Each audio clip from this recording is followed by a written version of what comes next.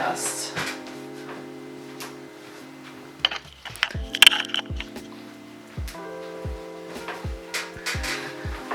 So I recently put out a poll asking people to ask me questions, and I figured I was going to do some prep for a market that I'm doing on Saturday while answering your questions. So there were a lot of questions between my Instagram and my Terrariums account, which I think I have linked on a post in YouTube. I'm going to record some more close-ups with my phone so you can see what I'm doing because I'm kind of far away. So yeah, we'll get started. I made a couple of these terrariums. They're hanging terrariums, and I have a couple. One of them is shorter, one of them is longer. I used some macrame knots to make the things that they're hanging from. I'm recording. So here's what my work area looks like. I have some miniatures I'm gonna put in. These are my macrame hangers. I have two with the macrame attached, and then I'm probably gonna do the same for these. One of them I might leave blank because in case people want to use their own or make their own. I have some succulents in here. I have some wet terrarium stuff in here. I have a little bit of soil in this guy. I have sphagnum and I have sand. So I'm gonna see what I can do. They're gonna be pretty simple. Okay, so I'm gonna get started. So the first question that I have is tips on successfully transferring propagations out of water into dirt. And this one, I've had issues with this before. However, I have found that like you have to water the plants slightly more regularly once they've transferred into soil, because sometimes the roots just get dry, especially if it's like a really dry soil mix, like for cacti and succulents, etc. It's really easy for the roots to just kind of like get weak and sort of break off almost, or just shrivel up if they're not super strong yet. So my tip would be to like make sure the soil's a little bit more moist, and to maybe like when you first transfer it, use some like liquid fertilizer so that the roots are getting like enough nutrients before they're able to get more nutrients from the soil. So that's my tip for that. I guess I'm gonna start with a wet one. Oh, I think I was gonna wipe out the, well, I kind of already did, and they're gonna get kind of dirty anyway, so I guess it's fine. Okay, I guess I'm gonna start with a wet one. I'm almost kind of upset about like taking some of the plants out of this wet terrarium because they're so cute and like they're doing really well, but I am going to a market and someone deserves to have these beautiful plants, so here I'm going to do it. I am hoping to go for like a Jurassic Park vibe. Yeah, I just use like saran wrap for these unclosed ones. I'm kind of scared to take this apart. It's so beautiful. Okay, second question. What's your favorite thing to dream about? Sleep dreaming. Yeah, by the way, these are like planty and non-planty questions mixed together. My favorite thing to dream about, I guess, I don't know, I guess like I really like when I have a dream about like the future and it's like an exciting kind of like euphoric dream moment. Ooh, I got two in this one. So this is like a little baby peperomia that I have here. Roots are looking pretty good. She's so cute. So she's gonna go in this terrarium. I think I'm gonna use sphagnum. My favorite thing to dream about when I am sleeping, I don't know if I should put some, I wish I had like some pebbles that I could put in the bottom of this, but I'm just gonna go in with the sphagnum. I like, sometimes I have like artistic dreams where I'm like dancing or like or like creating something. Those are fun. And something else, I don't know if this happens to other people. I've just like put a layer of sphagnum in here, even though this is kind of in soil, which is like mixed, but whatever, it's fine. Recently, or actually not recently, but like my whole life, I've sort of had dreams of like very specific dreams about places, and like places that I don't think I've ever been before, but then like later randomly in life I'll see that place in real life and be like, oh my god, either I'm psychic, or I predicted this, or this place already exists and I saw it, but like one of the above is true. Okay, so this is what it looks like. There's a little peperonia in there. I think soil and sphagnum kind of can be friends sometimes, even though people are like, oh, you know, you should make sure that you have I have this other one that has like some babies growing off of it. I'm just gonna put it in there too. It's a different type of peperomia. I think it's Piccolo Banda. But I'm just gonna toss that in there. I love a freebie.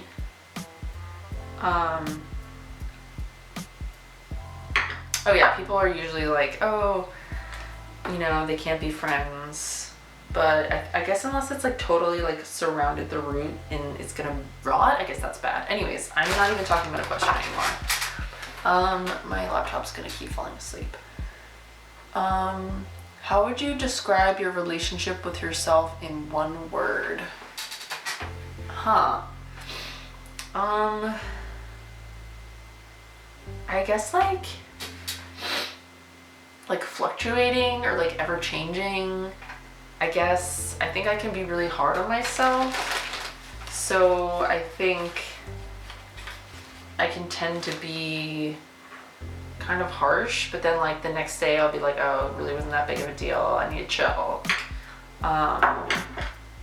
So I think I'm getting better at having more of a loving relationship with myself, and better at taking care of myself. I need to get a spray bottle actually. Sphagnum is not very moist. Okay. Even though it's gonna fog up the glass, it's okay. Just gonna give it a little spray. Okay. Should I add some more plants in here, or should I just do the one? I don't know. I don't want it to get too busy so you can't see the animals, but like it's really cute. Okay. Did you do sports today? No, I'm not really into sports too much. My sport growing up was always dancing. Ooh, that's cute. It has some roots happening. And to me, that was a sport. And so, okay, I found another peperomia right here, Piccolo Banda. I'm gonna put that in there. So no, I didn't do sports today. I did go to physical therapy, which is kind of like athletic in a sense. And yeah, it's definitely challenging for my body. Okay, here it is. Oh my god, it's so cute. It's got like a frog and a butterfly in there. I don't even know how this is gonna stay here and get to the market, but I guess I'll deal with that later. Hopefully I can like put it in a like little box or something. Okay, so no, didn't do sports today, not super into sports. I used to run, but with dancing and running, it's kind of like cross training isn't always the best, or I was told it wasn't the best for muscle development, slash like you can get injured, and like my teachers would be like, oh, be careful because you can injure yourself running, and then it wouldn't be good for dancing, etc., etc. So yeah, sports, not really.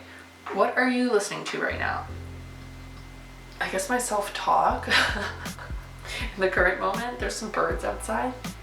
But music-wise, if that's the question, I don't really know if that was the question or not, but music-wise, there's a hair in my mouth. Okay. Music wise, there's a new album by Kelela that's out. I think that's how you say her name. Really nice, kind of like house vibes. And what else have I been listening to? I should look at my Spotify playlist. That's really great. The past couple of days I've been listening to Jungle a lot. Jungle is one of my favorite bands, or groups rather. Just been listening to a lot of house music, and the latest album by Brent Faiyaz. I don't know, I'm messing up all these people's names. Okay, where are you right now? I am home. Were you teased as a kid with what? Okay, because we're getting deep here. Yes, I was definitely teased as a kid. I was definitely teased because of my frizzy hair and my like big nose, and like people being able to like identify my nose as like being Jewish. I grew up in a Jewish neighborhood, and it kind of like put a target on my back in a sense. I don't really know why that is something to be teased about, but like it is apparently when you're a child growing up in the 1990s, 2000s, I guess. I don't know. So yes, I was definitely teased about that. Okay, I'm not gonna get too much more into that. Do you think it's better to live alone or share an apartment? I think there's pros and cons to everything. I'm just gonna spray this a little bit. I definitely think there's pros and cons to everything.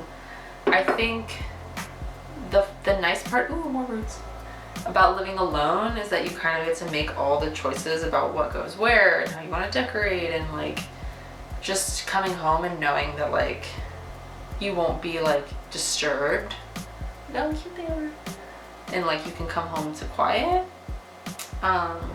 That is the nice part about living alone, but like I think it can very quickly get lonely.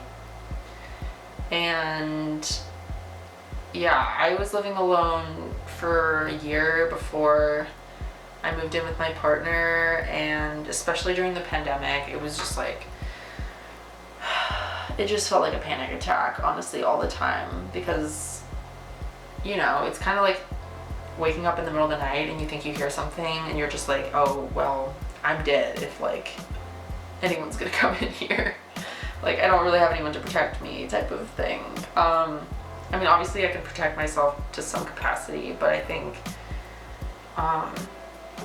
it can be scary sometimes, also depending where you live and what your situation is. Whoa, oh my gosh. Oh my god, these two are like all stuck together. Maybe this is 3, I don't know. But I'm kind of obsessed with it, and I might just keep it as is. So yeah, I think there's pros and cons to both. I can't really say which one is better. I think it depends on your situation, where you are in your life. Could you live without a phone or a PC, and why? Sorry, the next question doesn't really make any sense to me. I could. I mean, I did growing up as a kid.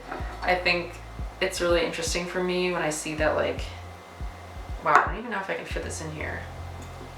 Kids now, like, are just so attached to their phones. I think I'm gonna try and squish this in here, but I don't know if it's gonna work.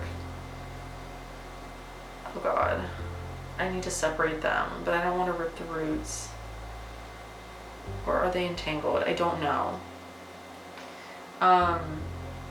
Yeah, I mean, I feel like I have really fond memories of my childhood, of like not being on my phone, or like before computers were a thing. And so like in reality, yes, I could, but I think the creativity that I'm afforded with a phone and a computer is like a really big reason as to why I like having them. Oh my god, this is crazy. Probably can't see it because of the glare, but this pepperoni is freaking huge. Should I put some dinosaurs or a snake? Ooh, I might do a snake. I'm gonna do a snake. Put the snake there. That's really cool. Actually, I can't really see it, so I'm gonna put it over here. That's cute. Okay. Like, little snake guy. Okay, next question. What's your opinion on LED lights? Don't have one, I guess. I think they're fine. I think sometimes they can be a little tacky. Depending on what kind you have and where you put them, ish. So yeah. I mean, I think they can be cool. I put a little pterodactyl right there. Stay tuned for part 2. If you want me to do a part 2 of this with the rest of your questions, definitely put in the comments, be like, I want another one of these videos. In the Philadelphia area and you want to buy some of my stuff, I will be vending from 12 to 6 at the Lucky Ducky Market at the block on Sonos. And I will be selling these terrariums, some other plants, and my signs from last spring. If you don't know what those are, you can look on my Instagram. Follow me on Instagram at plantdad215. And here's a quick terrarium tour.